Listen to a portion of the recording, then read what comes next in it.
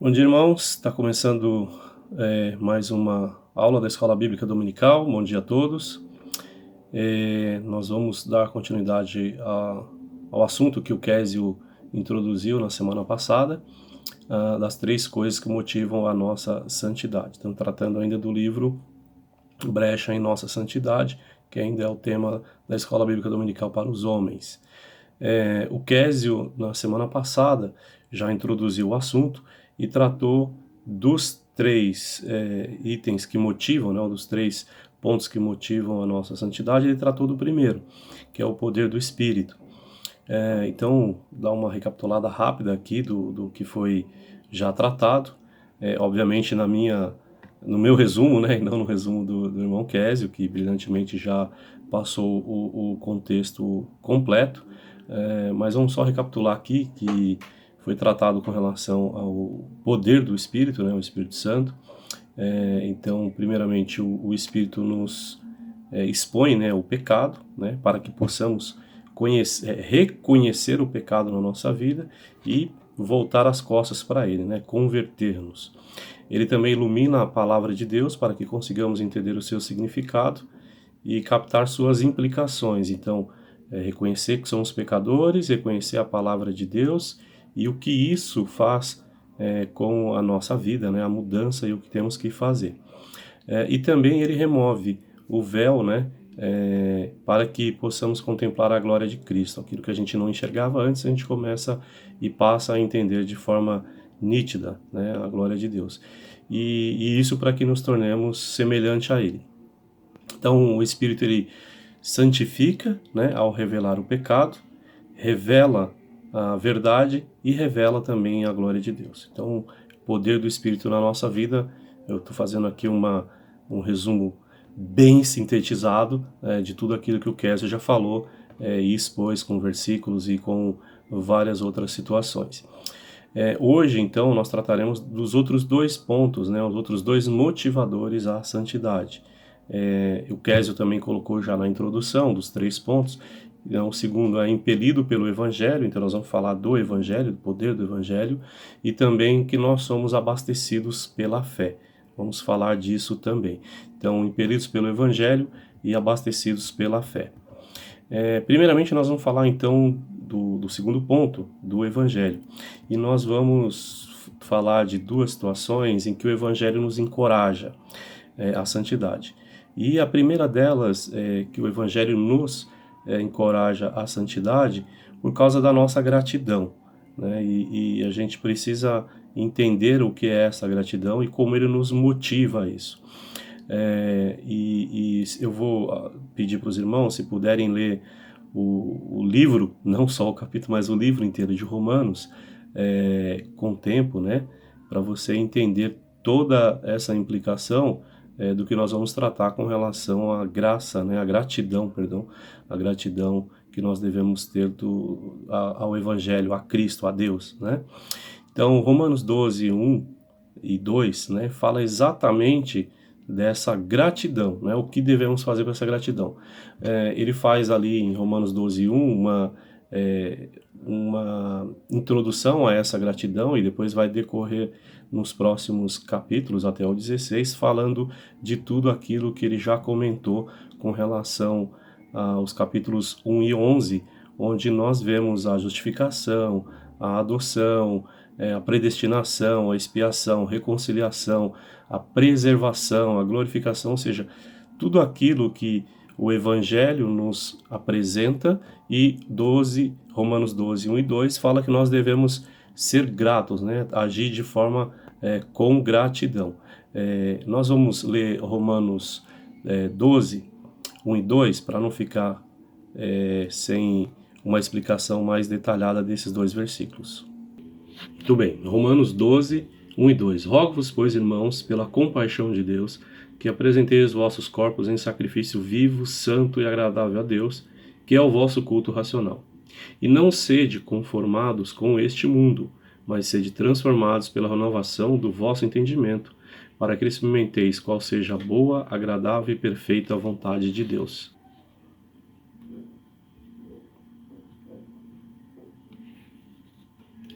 Então, nesses dois versículos, né, o apóstolo Paulo dá uma introdução de todas as implicações, né, os imperativos que nós teremos ou temos que obedecer, face tudo aquilo que ele apresentou nos capítulos de 1 a 11, falando da nossa condição, do pecado, e como Deus nos transforma, né, como Deus nos insere no seu reino, no seu reino, né, o reino dos céus, e tudo aquilo que Jesus fez por nós também. E do 12 em diante ele coloca alguns imperativos que cabe a nós obedecê-los. E o versículo 1 e 2 nos dá uma introdução aí na questão de que nós devemos obedecer para experimentar o que é bom para nós, né? Então esse tem que ser um motor mesmo, um motivador para nós. Nós precisamos só ter em mente que esta gratidão a qual estamos falando em relação a Deus, em relação a tudo aquilo que Deus fez por nós e faz, é uma gratidão diferente da gratidão que normalmente nós temos com relação às pessoas, né? Alguém te faz algo bom, você obviamente é grato por aquilo que a pessoa fez. Se você faz algo de bom para as pessoas, normalmente as pessoas também são gratas a você. Mas a gratidão que nós temos que ter com Deus não é essa gratidão do toma lá da cá, eu fiz isso e você tem que fazer aquilo. Não é assim que Deus espera de nós, né? É uma gratidão pelo contexto de tudo aquilo que nós recebemos de Deus, e Deus não nos pede nenhum pagamento por isso. Fato, inclusive, que se nós olharmos lá para Romanos 11:35, nós vamos ver que não temos como pagar, né? Romanos 11:35 diz, ou quem lhe deu primeiro a ele, para que lhe seja recompensado. Por mais que nós quiséssemos pagar a Deus algo, nós jamais conseguiríamos, porque essa conta que Deus pagou por nós, ela é impagável, nós não conseguimos fazer. É por isso que o próprio Jesus Cristo, né, o Deus encarnado que veio a esse mundo, pagou por nós. Por outro lado, se nós entendemos tudo que Deus fez por nós, né, nós nos sentiremos felizes e ávidos a agradá-lo. Então, a gente precisa ter uma consciência, entender aquilo que Deus fez por nós. A palavra de Deus nos ensina muito acerca disso, mas eu gostaria de desafiar os irmãos a ler o livro de Romanos, de 1 a 11, todo o contexto, né, do que nós éramos com relação a Deus sem Cristo, e tudo aquilo que Cristo, através do sacrifício dele e do pagamento que ele fez na cruz, aquilo que nós recebemos de Deus, o que passamos a ter de Deus. Se a gente entender tudo isso, é natural que tenhamos uma atitude de gratidão a Deus. Então nós precisamos entender, e com isso, né, até sentir feliz em agradar a Deus, em ter esta gratidão. Não fazer por forma de pagamento, porque senão estaríamos voltando à questão de obras pessoais, e por obras ninguém vai chegar a agradar a Deus. Ela faz parte da vida do cristão, é algo necessário, mas ela é algo da nossa vida e não para um pagamento a Deus por aquilo que Ele fez para nós. Então a humildade e felicidade que brota, né, de gratidão em nós, ela tem a tendência de impedir a entrada, por falta de lugar, obviamente, porque se você está cheio, transbordando de alegria e de gratidão a Deus, daquilo que é ruim, daquilo que é vulgar, que é inconveniente, que é mal. E nós podemos ver isso lá em Efésios 5:4. E o segundo ponto em relação ao nosso motivador, né, o impelido, né, a força que nós temos do Evangelho, em auxiliar na nossa santidade, é nos mostrar, né, nos deixar claro as verdades a nosso respeito. Quem somos nós em relação a Deus e a tudo aquilo que Deus representa. Eu só queria voltar um pouquinho antes, que eu esqueci de mencionar aos irmãos, mas é importante a gente entender a frase impelido, né? Impelido pelo Evangelho, porque a palavra impelido significa aquilo que dá impulso, aquilo que é empurrado, que é atirado com força, lançado. Então, o Evangelho ele tem que nos lançar, nos impulsionar, nos lançar com força a essa gratidão a Deus. E aí, voltando para o segundo motivador do Evangelho, né, de nos mostrar a verdade a nosso respeito, nós temos que entender as nossas condições depois de salvo, né? Como nós somos vistos por Deus, quem nós somos no reino de Deus. E certos pecados até nos tornam mais difíceis de serem praticados se a gente entender essa posição. Alguns pecados que nós cometemos, talvez ao longo da nossa vida cristã, seja por falta de entendimento completo daquilo que nós alcançamos através do sacrifício de Cristo e da nossa conversão. Por exemplo, nós somos o tesouro pessoal, né, de Deus. Se nós somos um tesouro de Deus, por que nós somos muitas vezes invejosos? Que se nós mesmos somos o tesouro, não temos que invejar nada. Se Deus é nosso Pai, por que às vezes tememos, né? Temos medo de várias coisas. Obviamente que o medo faz parte da vida e ele é importante, porque ele te dá alguns limites, alguns parâmetros, né? Por exemplo, medo de cair num precipício. Você não vai chegar na ponta do precipício e ficar brincando, olhando para baixo e ameaçando se jogar. Você pode cair. Então o medo dá segurança nesse sentido. Mas outros medos que nós colocamos na nossa vida, a incerteza do amanhã, como vai ser, muitas vezes ela vem na nossa mente porque nós não entendemos ou esquecemos que nós temos um Pai que zela por nós. Outro, se nós estamos mortos para o pecado, por que muitas vezes vivemos praticando os pecados? Né? Se somos ressuscitados com Cristo, por que permanecemos em nossos velhos caminhos pecaminosos? Nós somos nova criatura, então nós devemos andar em novidade de vida também. Se somos amados com amor eterno, por que tentamos provar o nosso amor ao mundo? Né? Nós somos amados de Deus, nós muitas vezes até falamos que amamos a Deus, mas algumas coisas do mundo me atraem assim, que eu amo, eu gosto e não consigo me livrar. Devemos lembrar que nós somos amados de um Deus santo, então nós temos que buscar fazer aquilo que agrada a esse Deus santo. Se Cristo é tudo em nós, por que me preocupo tanto comigo mesmo? Deus é tudo. Por que eu estou mais preocupado comigo do que com Deus, ou agradar a Deus? E muitas vezes nós podemos até ser mesquinhos nesse sentido, né? Nós estamos passando por um período crítico aí de pandemia, muitas pessoas perdendo emprego, ou perdendo suas rendas, e alguns têm uma boa renda, têm a manutenção da sua boa renda, ou já têm uma condição financeira privilegiada.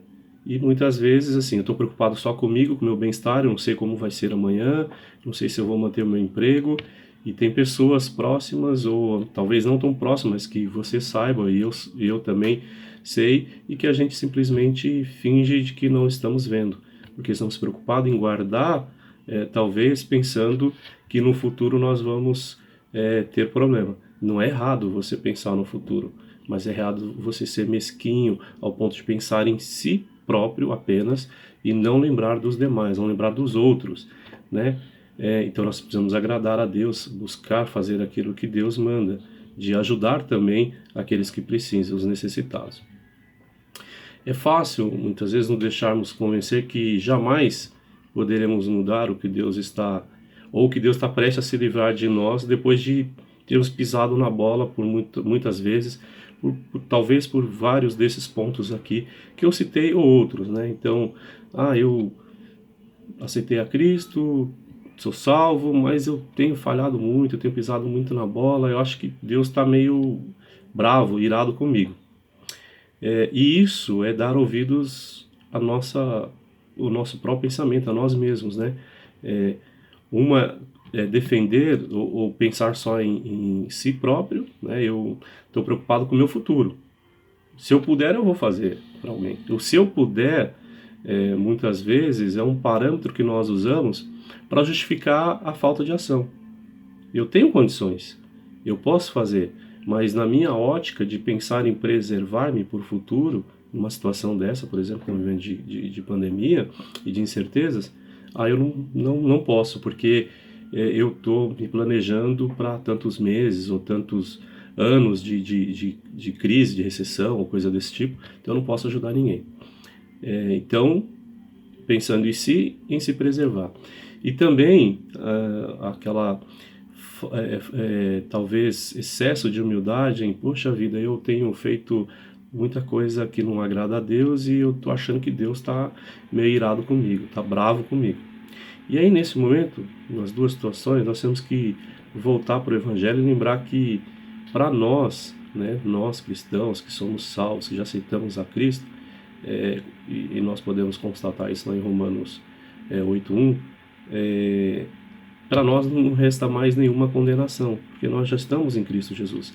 Então isso tem que estar na nossa mente, que mesmo que eu cometa alguns desses deslizes, desses pecados, eu não posso pensar em mim, dentro de mim, na minha consciência, no fato de eu ter cometido esses ou outros pecados, Deus está me jogando de escanteio, ou que Deus vai me julgar pesadamente por isso.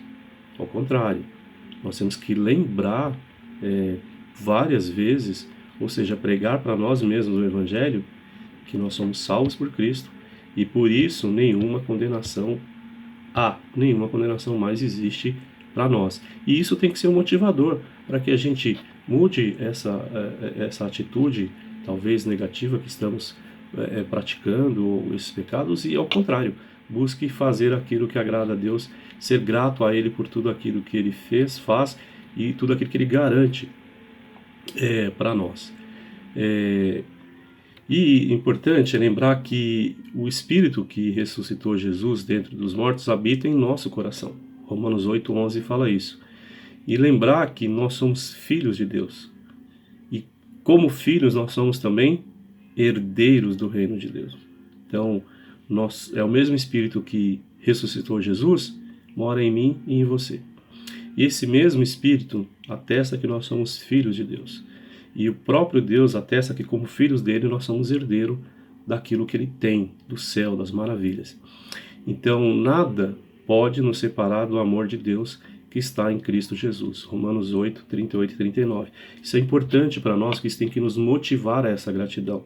Que por mais que eu possa pecar, por mais que eu possa ter alguns deslizes, eu tenho que ter em mente que, ao pregar o Evangelho para mim mesmo, que Deus me ama, que Ele é meu Pai, que Ele está sempre comigo, que o mesmo Espírito que ressuscitou Jesus está em mim, e Ele pode me impulsionar, né, se eu buscar, obviamente, fazer isso, a reconhecer todas essas verdades acerca da nossa condição de salvos e filhos de Deus. Então, Deus não vai nos odiar por, às vezes, pecarmos, mas Ele vai odiar o pecado. E aí nós temos que buscar esse conserto. E lembrar que isso não pode nos entristecer, uma vez que nós pecarmos, e sabemos quando pecamos, porque sentimos isso, o Espírito de Deus nos acusa com relação a isso. Lembrar que nós somos filhos dele e que nós precisamos agradá-lo. Temos que ter gratidão a ele por aquilo que ele já fez por nós, né, e que ainda fará. As promessas dele são infinitas, incontáveis, não infinitas, né, no nosso ponto de vista, mas pode ser infinita, mas para Deus tudo tem começo, meio e fim, mas que as promessas que ele fez para nós, às vezes nós não conseguimos nem enumerar, e elas são reais e verdadeiras. E uma delas é a própria salvação que nós temos, que ele mesmo nos resgatou.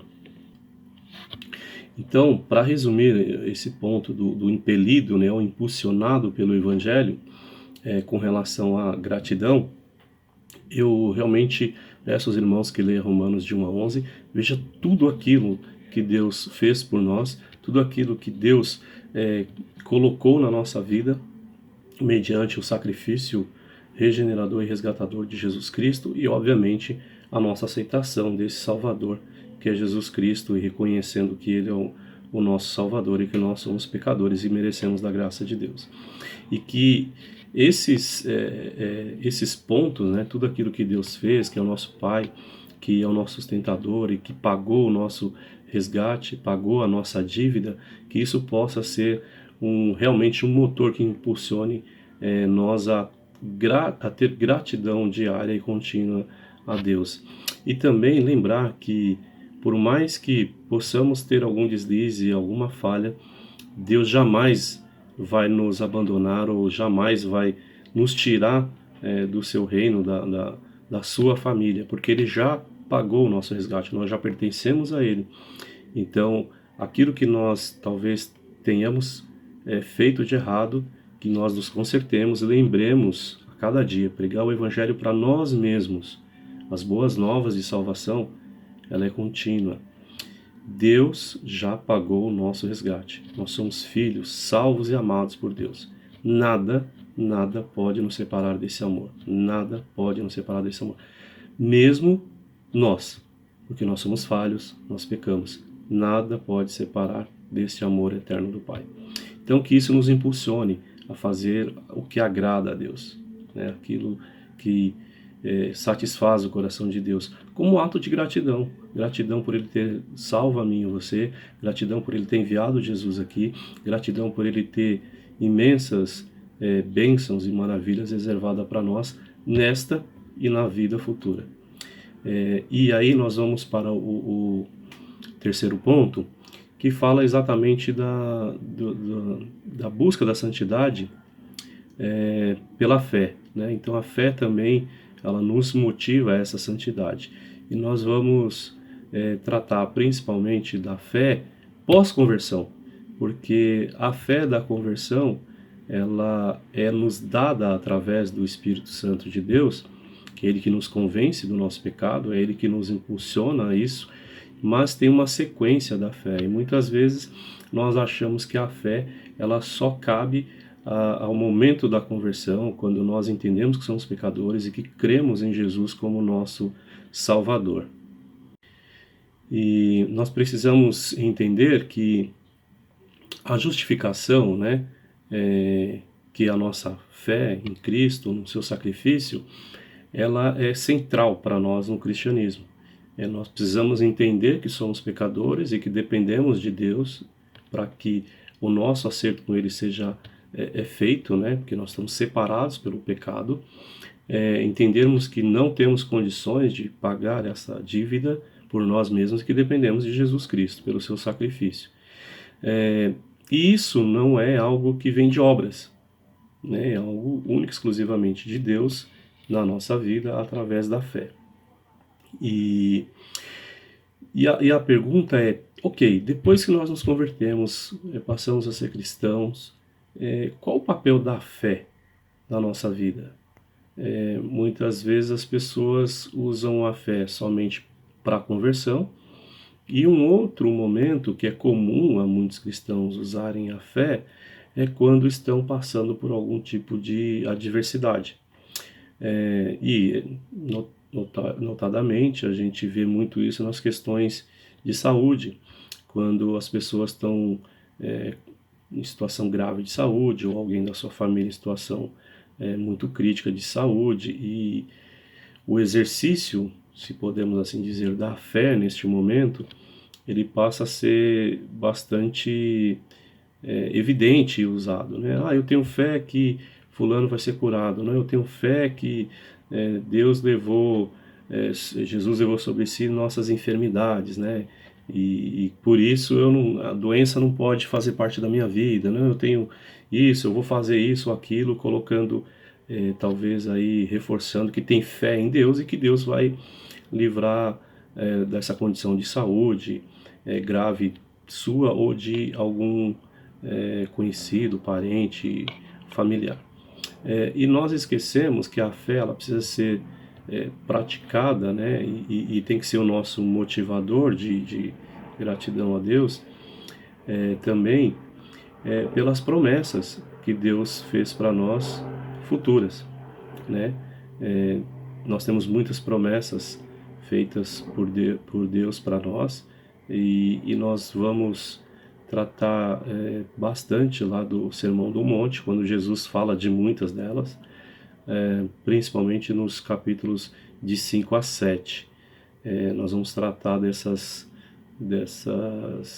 promessas futuras que tem que nos motivar também. Então, a fé nas promessas futuras, esse é o papel da fé que nós vamos tratar como motivador da busca da nossa santidade. Então, nós somos justificados pela fé, e pela fé também somos desafiados, né, a nos empenhar a buscar a santificação. A fé opera em confiar no Evangelho e também em crer naquilo que a Bíblia nos informa sobre a nossa posição em Cristo. Agora, é importante ressaltar que a busca por santidade que precisamos, né, fazer e buscar dia a dia, ela não vem simplesmente num piscar de olhos, né? Nós precisamos diligentemente entender isso e buscar essa santidade, a santificação. Interessante que a Bíblia nos dá bastante informações que nos auxiliam a ter esta fé, depositar essa fé naquilo que Deus nos promete, né, como graça futura. Então, a graça futura que nós recebemos de Deus, nós temos que ter essa fé nessa graça futura, né, em todas as promessas que Deus coloca para nós na Bíblia, né, na sua palavra. E também nós temos que pensar, né, compreender o que Deus fez por nós, como eu falei, vamos ler lá Romanos 1 a 11, e se der até o 16 também, mas principalmente Romanos do 1 ao 11, e a gente vai entender disso tudo que nós estamos falando. Então, compreender tudo isso que Deus fez para nós, na nossa vida, para nossa conversão, inclusive, ela por si só não vai esmagar todos os ídolos que nós temos no coração. Muitas vezes, algumas pessoas, quando você fala do Evangelho, a pessoa fala assim, ainda não é o momento, eu ainda não estou preparado, eu preciso mudar muita coisa na minha vida, mas isso e aquilo. E aí, obviamente, você também tem algumas respostas que muitos usam, mas Deus não quer que você mude para aceitá-lo. Ele quer que você aceite para que você mude, né? Porque quando nós aceitamos a Cristo, falamos em conversão, então aí é que começa a mudança. Por outro lado, nós temos que entender que esta mudança, ela não é simplesmente num piscar de olhos. Deus te transforma da água para o vinho, da noite para o dia. Pode acontecer, Deus é soberano para fazer isso com qualquer um e a qualquer momento. Mas o que nós entendemos, vendo as indicações que a Bíblia nos coloca, os motivacionais que a Bíblia nos dá, né, as bênçãos, as bem-aventuranças, é que isso também precisa ser algo alimentado, né, e que com isso a gente busque alcançar a santidade requerida por Deus. Quando a Bíblia diz sede santo porque eu sou santo, é algo que nós precisamos fazer. E como nós já vimos em aulas passadas, essa santidade é possível, a gente buscar e fazer aquilo que agrada a Deus. Também já falamos, não seremos 100% perfeitos, mas temos que buscar esta perfeição. A busca ela tem que ser contínua. E muitas vezes nós deixamos de fazer isso porque não alimentamos a nossa fé nas bênçãos futuras que Deus nos prometeu. E a Bíblia ela nos deixa isso bem evidente, e que essas bênçãos futuras, né, a graça futura, visa alimentar o nosso motor, né, mesmo a nossa consciência, nos alimentar à obediência, né, nos impulsionar a isso. Como eu falei, nós vamos falar um pouco mais nesse momento dos capítulos que tratam do Sermão do Monte, quando Jesus ensina e fala do reino e das bem-aventuranças. Então, do capítulo 5 ao 7, também desafio você durante a semana, se puder, leia, além de ler Romanos, pelo menos de 1 a 11, leia também Mateus do capítulo 5 ao capítulo 7. E esses capítulos estão repletos de mandamentos, né? Mas também estão repletos de promessa. Então, além de mandamento, tem também promessas, né? Algumas de juízo, obviamente, mas muitas delas também da graça futura, aquilo que nós vamos ter no futuro. E eu queria só começar aí com as bem-aventuranças. Se você começar a ler lá o Sermão do Monte, você vai ver que, inclusive, nos subtítulos que a maioria das Bíblias fazem, está nas bem-aventuranças, né? Então, vamos começar por algumas delas, e eu vou citar os versículos, mas depois, no final da aula, eu vou passar todos os versículos que nós usamos para montar a aula de hoje, e você depois pode ler todos esses versículos. Mas basicamente Romanos, capítulo de 1 até o 11, e Mateus 5 até o 7, tá bom? Então, Mateus 5, Mateus 5, versículo 5, diz o seguinte: os mansos herdarão a terra. Os 5:10, os perseguidos terão o reino dos céus. Os insultados receberão grande recompensa. Bem-aventurados os puros de coração, pois verão a Deus. Então está falando de boas coisas, né, futuras, né, que nós teremos. Então herdaremos a terra, teremos o reino dos céus, receberemos grande recompensa, veremos a Deus, né, glória maravilhosa ver a Deus. E aí quando a gente fala de ver a Deus, eu acho que a maioria lembra do fato de Moisés, né, que só viu uma sombra do que era a glória de Deus, e como o rosto dele ficou resplandecente, mudado a ponto de ter que colocar um véu que ninguém conseguia olhá-lo. E Mateus 5:8 fala que nós vamos ver a glória de Deus, né? Então, uma coisa, para mim, só de pensar nessa possibilidade, é uma coisa maravilhosa. E isso é uma fé que tem que nos motivar. Mas também nós temos, nesses capítulos, Jesus falando também de algumas advertências. Por exemplo, 5:21. Se matar, será sujeito de juízo. Quem disser louco a seu irmão, será réu do inferno. Não perdoe, e você não será perdoado. Caminhe pelo caminho largo, e você se deparará com a destruição. Construa sua casa sobre a areia, ignorando as palavras de Jesus, e sua casa cairá. Literalmente, a casa caiu, né? O termo, o jargão aí que a maioria das vezes as pessoas falam: a casa caiu. Porque não tem alicerce, não está baseado, né, nas palavras de Deus, ignorou. Então, algumas advertências: olha, tome cuidado, se você matar, é réu de juízo. Não defame seu irmão, não chame de louco, que você pode ser réu do inferno, né? Perdoe, para que também sejam perdoados. Aliás, que o Pai Nosso, a oração modelo que Jesus deixou, fala exatamente disso, né? Perdoais as nossas ofensas como perdoamos os que nos têm ofendido. Então, se você não perdoa, como você pode merecer perdão? Cuidado com o caminho largo, né? Ele pode ir, ao homem parece um caminho direito, mas ao final é um caminho de morte. Então, essas advertências também precisamos lembrar, e ter fé que fazer o contrário nos trará bênçãos futuras. Então são promessas que, embora negativas, essas advertências, elas nos tensionam a energizar a nossa obediência. Olha, se eu não posso matar, eu tenho que fazer o que é o bem. Então eu tenho que canalizar a minha energia para fazer aquilo que é bem, né? A obediência de fazer o que é bem. Ajudar o próximo, né? Não fraudar ninguém, não defamar, né? Não ignorar as palavras de Deus, para que a minha casa não seja construída sem alicerce, e sim buscar fazer com alicerce seguro, que são as palavras de Deus, de Jesus.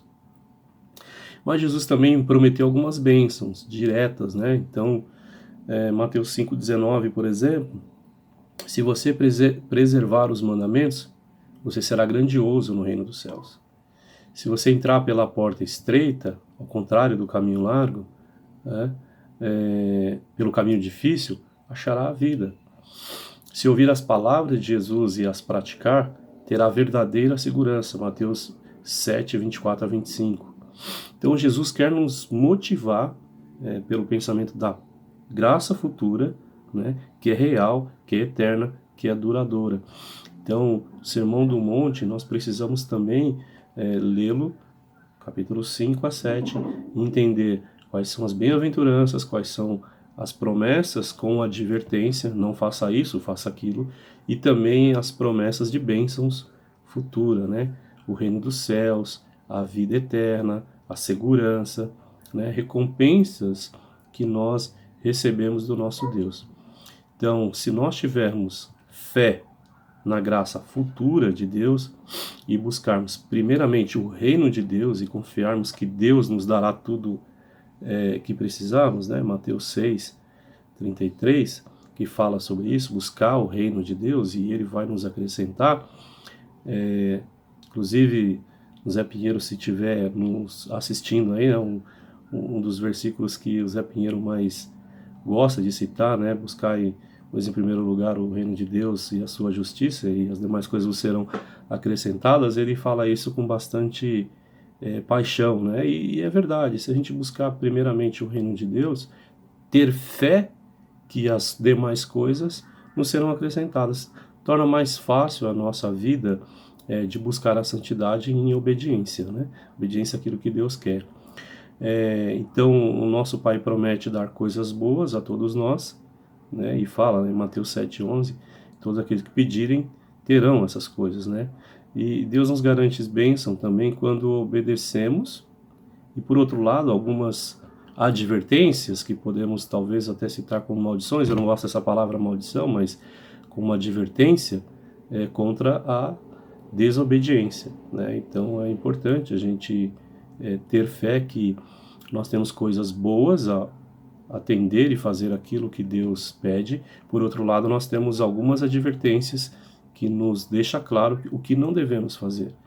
E ter fé que todas essas promessas que Deus nos faz, da graça futura, ela é real e ela virá. Muitas vezes, algumas dessas bênçãos que Deus nos coloca, pode não vir nessa vida, mas Ele coloca muitas outras que serão na vida eterna. E eu já citei essa frase e eu lembro até que o irmão Marcelo me falou, olha, eu anotei essa frase que eu achei interessante. A nossa passagem, a nossa vida na Terra, sem a graça de Deus, é só uma estação antes da morte, né? Nós vamos passar por aqui breve e vamos morrer, e depois nós temos a vida eterna com Deus ou sem Deus. E eu espero que todos nós que estão me assistindo possam estar nessa vida eterna com Deus. E é importante, se você tem essa fé na vida eterna com Deus, ter fé também nas promessas que Deus faz para nós nesta vida. Ser abençoado nessa vida, ter as boas aventuranças nessa vida. Então, a vida santa, né, que nós devemos ter sempre será uma vida de fé. Nós precisamos ter fé no nosso Deus, não só para a nossa salvação, mas também na graça futura que Ele nos prometeu e que está para nós reservada. Crendo do fundo do nosso coração que Deus fará o que prometeu, e Ele faz, porque Deus não mente, e a palavra dele é fiel e Ele é fiel. Para já irmos para a conclusão, irmãos, do estudo, finalizando esse capítulo, né, do capítulo 6, nós temos que então lembrar que o Espírito nos capacita em nossa busca por santidade, o Evangelho nos impele, né, ou nos impulsiona, nos lança rumo à semelhança de Cristo, e também que não restam dúvidas que a fé, né, abastece a nossa obediência. A fé em Deus, nas suas promessas, nas suas boas aventuranças, até nas suas advertências, é o que nos abastece a obediência. Devemos obedecer a Deus nesse sentido. Mas ainda assim, nós temos que nos lembrar que devemos nos empenhar para que isso ocorra. Como eu falei, obviamente, quando você crê em Jesus, que você é um pecador, que você precisa de Jesus, entende que é um pecador e que depende dele para a salvação, o Espírito Santo está agindo em você nesse convencimento. Mas nós precisamos crescer, né, nessa santidade, buscar a santidade, buscar crescer no conhecimento de Deus, e isso não é uma ação que nós, isso não é algo que vem da nossa situação passiva. Nós temos que agir em relação a isso, né? A misericórdia de Deus não gera uma obediência automática, porque senão seria algo duro, e nosso Deus não trabalha assim, né? Então é preciso que sejamos ordenados a fazer isso, né? Ir a campo e trabalhar e buscar isso. Então Deus é o agente da nossa santificação, não resta dúvidas. 1 Tessalonicenses 5:23 deixa isso claro. E Ele é quem vai nos fazendo santo. Mas nós não podemos simplesmente esperar que a mortificação do pecado na nossa vida seja algo da nossa parte passiva. Nós vamos ficar e tudo vai acontecer da forma mais bela possível, e eu não vou pecar mais porque agora eu aceitei a Cristo e eu não preciso me esforçar, né? Tudo Deus vai fazer. Cuidado, tem muita gente que acha que é assim, né? Você pode continuar indo nos mesmos lugares que talvez você ia quando não era cristão, fazendo as mesmas coisas que fazia quando não era cristão, e que de uma hora para outra Deus simplesmente vai dar um estalar de dedos e você vai mudar a sua atitude. De novo, reforço, pode até ser. Deus é soberano para agir de qualquer maneira, a seu tempo, como bem entender. Mas pelo que nós vemos na Bíblia, nas indicações que o próprio Deus deixou, inspirada pelo seu Espírito, na Bíblia a gente nota que temos o nosso papel, a nossa ação, ou seja, sair do passivo e ir para a ação direta, né? Fazer a minha vontade, o meu desejo de fazer aquilo que é certo, a obediência. Então Romanos 8:13 afirma que o Espírito, que pelo Espírito, perdão, nós precisamos mortificar os atos da carne. Então, pelo Espírito, nós precisamos mortificar os atos da carne. O Espírito nos ajuda, mas é nós que devemos fazer. Em Efésios 4:22-24 fala que devemos nos despir do velho homem e nos revestir do novo. Então, o que eu fazia, deixo de fazer e começo a fazer coisas novas. Obediência a Deus. Se era desobediente, agora serei obediente. Colossenses 3:5 ordena que façamos morrer o que pertence à natureza terrena. De novo, pensar naquilo que é do alto, né? Buscar agradar a Deus, buscar fazer as coisas concernente ao reino de Deus. Lucas 13:24 nos exorta a nos esforçarmos por entrar pela porta estreita. De novo, aquela questão do caminho largo, né? E a porta estreita. Então, é algo que depende de nós. Espera aí, aqui parece muito mais fácil, mas eu tenho indicações bíblicas suficiente para entender que não é esse o caminho que Deus quer que eu siga, mas sim esse. Ele pode ser mais difícil, pode ser mais penoso, mas é Ele que vai me garantir a santidade e agradar a Deus, obedecer a Deus. 2 Pedro 1:5 também ordena que nós nos empenhemos, né, em fazer isso. Então, a nossa parte, a minha, a sua e todos que estão nos ouvindo como crente nascido de novo, é nos afadigar, nos esforçar para cumprir, né, obedecer a Deus, na medida que o próprio Cristo poderosamente opera em nós. E está lá em Colossenses 1:29 essa citação. Então, jamais podemos esquecer que, de acordo com Jesus, está lá em Apocalipse 2:3, a recompensa da vida eterna vai para aqueles que vencem. Então, aqueles que vencem. Então, nós temos que vencer o pecado dia a dia, nós temos que vencer a nossa velha natureza, nós temos que vencer o nosso ego, nós temos que vencer a nossa natureza pecaminosa e buscar obedecer a Deus, lembrando que a obra da santificação não será feita por nós, obviamente. Essa obra da santificação, ela é feita pelo próprio Deus, pelo próprio Espírito de Deus. Importante, e aí vou aqui citar o apóstolo Paulo, 2 Timóteo 4:7-8, nós estamos no bom combate da fé. Então somos nós que combatemos. O Espírito de Deus está em nós, Ele nos ajuda, Ele nos capacita. Deus quer que façamos isso, mas a ação do combate é nossa. Nós é que devemos combater. E falando do apóstolo Paulo, ele diz o seguinte: combati o bom combate, acabei a carreira, guardei a fé. Desde agora a coroa da justiça me está guardada, a qual o Senhor, justo juiz, me dará naquele dia, e não somente a mim, mas também a todos os que amarem a sua vinda. Então, claramente, né, a graça futura, né, que o apóstolo Paulo enxergava, e que nós também temos que enxergar, o motivou a guardar a fé, não só na sua conversão, mas em todo o trabalho, o empenho que ele teve, né, e que ele fez em sua vida. E a mesma forma para nós.